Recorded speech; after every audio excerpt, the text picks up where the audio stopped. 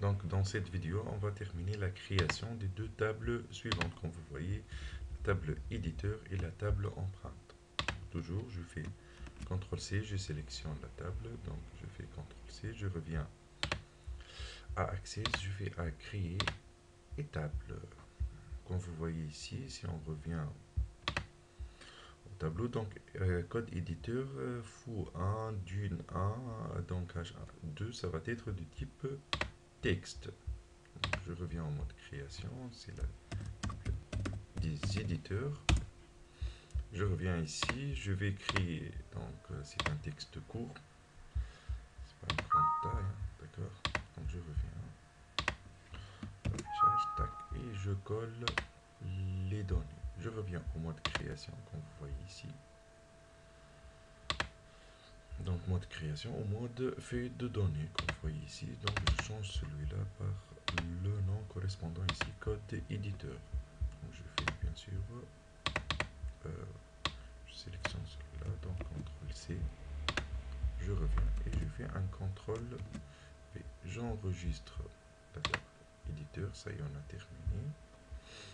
Je reviens à la table suivante qui est la table, la liste des emprunts. Donc je fais toujours, donc je sélectionne, je fais CTRL-C. Donc numéro candidat doit être de même type que numéro candidat de la table candidat. De même pour le code livre doit être de même type que le code livre ici. D'accord. Donc code éditeur ici, ça doit être de même type que le code éditeur ici. On revient à Access, donc on revient ici, création, table, on revient, donc c'est la table des emprunts. Donc pour connaître chaque candidat, quel livre il a emprunté, donc au début, donc c'est un type numérique comme vous voyez ici. D'accord, donc après code livre, donc code livre c'est de type texte. Par exemple, je vais mettre M2 et je vais mettre texte court, comme vous voyez. Donc, il y a deux clés primaires ici. Si vous revenez ici, il n'y a pas le numéro d'emprunt, il y a un numéro candidat et code livre. Donc, on va assembler les deux pour créer la clé primaire. Donc, j'ai sélectionné, je reviens en mode d'affichage ici. Comme vous voyez ici. Et je fais le CTRL V. Bon, je dois revenir au mode création ici pour changer les noms. Donc code, comme vous voyez ici, numéro candidat. C'est numéro candidat. Le deuxième, c'est le code livre, comme vous voyez ici. Code livre. Et je ferme la quatrième table. Maintenant, on va passer pour créer la relation entre les tables pour vérifier que ce numéro candidat doit exister avant dans la table en candidat pour qu'on puisse l'ajouter dans la table des emprunts. Outil base de données, donc comme vous voyez ici, outil base de données et relations. D'accord. Relation.